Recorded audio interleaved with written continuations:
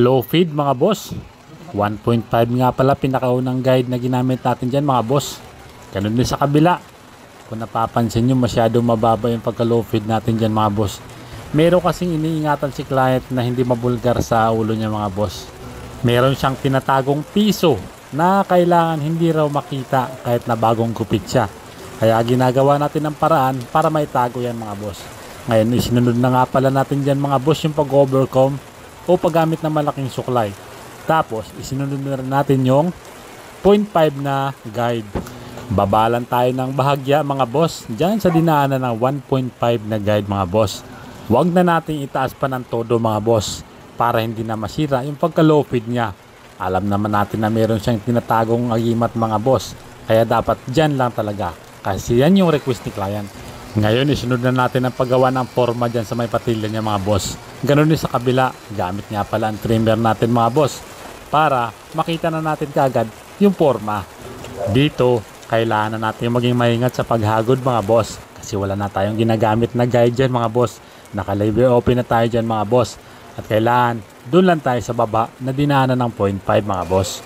Dito ginamit pala ulit natin yung trimmer natin mga boss para linisin yung pinakababa mga boss.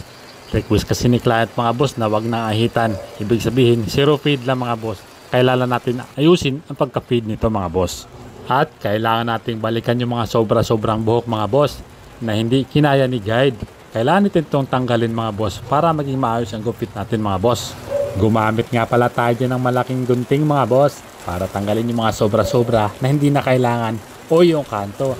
Para kasi kay client ayaw niya talaga ng mga gupit na may kanto. Mukhang bahaw raw. Well, hindi naman natin masisisi kasi meron naman talagang hindi pinagbabagayan ng gupit. At para maging smooth palalo yung pagkatanggal ng kanto mga boss, ginamitan ko na nga pala siya ng pangmalakasan technique, ang pagpaplangketa or pagbubuli mga boss. Napansin nyo rin ba mga boss na hindi pantay yung pagka-feed ko sa part na yun mga boss? Nakalubog kasi ang part na yun mga boss. At kapag hinabol mo pa ng feed yan mga boss, ay hindi na siya magandang tingnan kapag ikaw mismo ang tumingin sa salamin. Gumamit pala tayo dyan ng shaver mga boss para lalong mas malinis ang pinakaparting baba nito mga boss. Patapos na tayo mga boss at kung andyan pa kayo, maraming salamat sa suporta at huwag nyo na rin sanang kalimutang pindutin yung like, subscribe at isama nyo na rin pindutin yung notification bell para ma-update pa kayo kung sakaling meron tayong bagong ilalabas. Maraming salamat mga boss. Hanggang dito na lang ako.